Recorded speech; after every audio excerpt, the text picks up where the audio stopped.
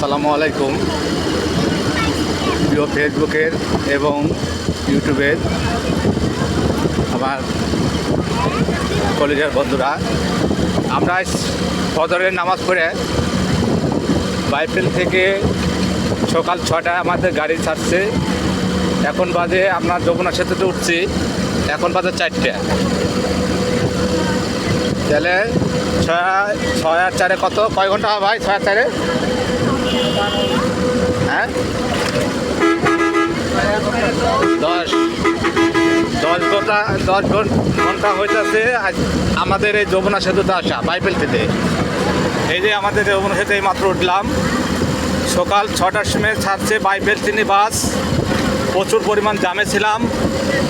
এখন আমরা যমুনা সেতু টোল পার হওয়ার পর জাম আর আমাদের মাঝে নেই।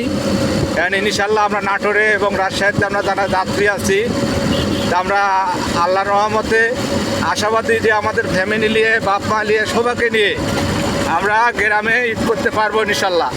আর যে জামে পড়ছিলাম, এই জামে আমরা চিন্তা ভাবনা করছিলাম যে আমাদের ঈদ না আমাদের গ্রামে হবে না।